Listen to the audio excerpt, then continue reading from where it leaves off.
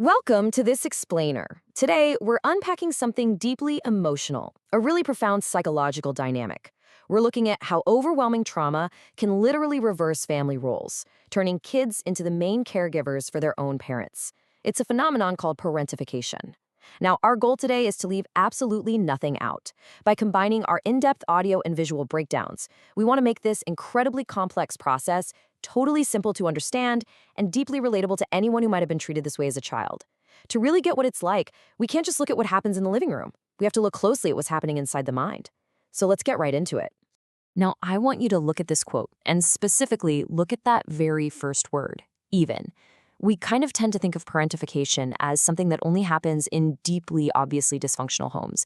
But as our source highlights here, even completely mentally healthy parents can fall apart and regress in the wake of a traumatic experience. I really want to pause and emphasize that.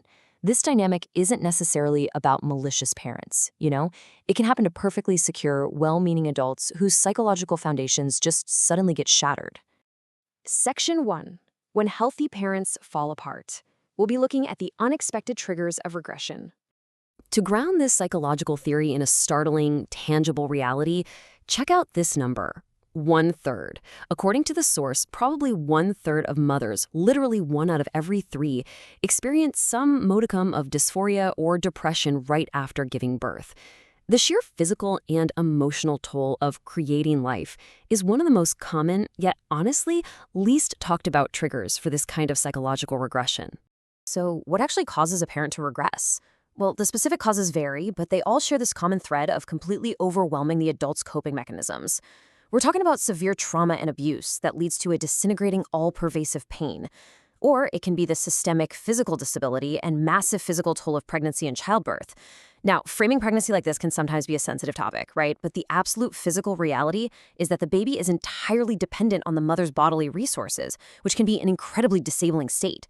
When a healthy adult is subjected to this level of overwhelm, they can mentally regress into an infantile state. Section 2. The role reversal. How children become the caregivers. So how does this actually play out? What happens to the family structure when the adult falls apart? Well, the trauma transfer usually happens in 3 distinct steps. Step 1. The parent experiences that severe trauma or physical regression we just talked about. Step 2. Because they're in this incredibly vulnerable infant-like state, the parent desperately seeks out a secure base for safety. They need mastery, they need control, and they need predictability. And step 3, well, this is where the tragedy happens. The person immediately at hand, the most available presence in the room, is usually their child. And so the child is automatically converted into a parental caregiver. Just imagine being a kid looking to your parent for safety, only to realize they're looking right back at you for the exact same thing. The heartbreaking reality of the situation is that the parentifying mother or father effectively becomes an infant or a toddler emotionally.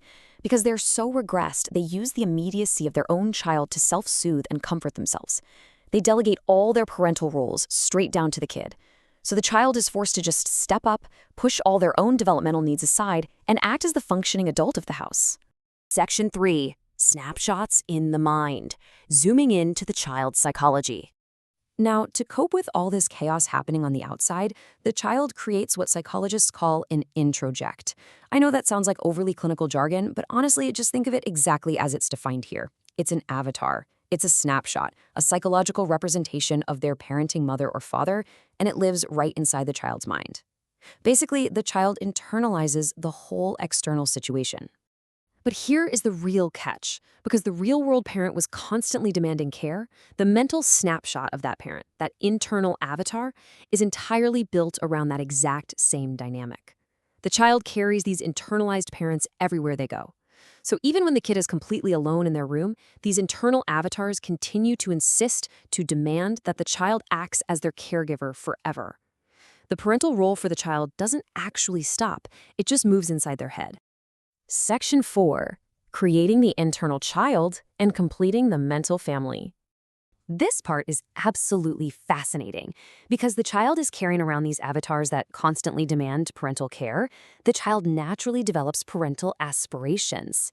They're forced to act as a parent, right? So they need a child to parent. Obviously, a kid can't have a real child, so their psyche does something incredible. The parentified child wishes to essentially give birth to a new internal child. They create a complete mental replica of a child right inside their own mind. What this does is build a complete mental mirror of reality. On one side, you have the external, real family, a regressed mother and father, and the parentified child who takes care of them. But on the other side, to deal with all of this, the child has built an internal family system. You've got the demanding mother avatar, the demanding father avatar, and now this newly created internal child replica. It's literally a hidden family inside the mind.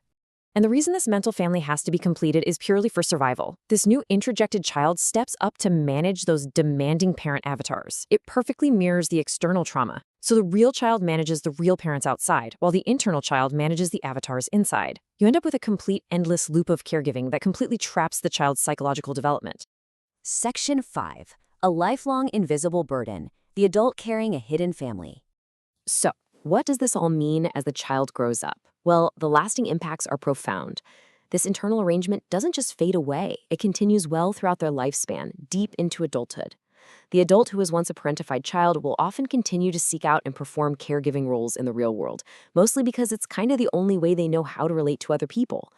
But even more fundamentally, their internal choices, their decisions, their very actions are constantly driven by a need to secure the approval of those parental avatars still living inside their head.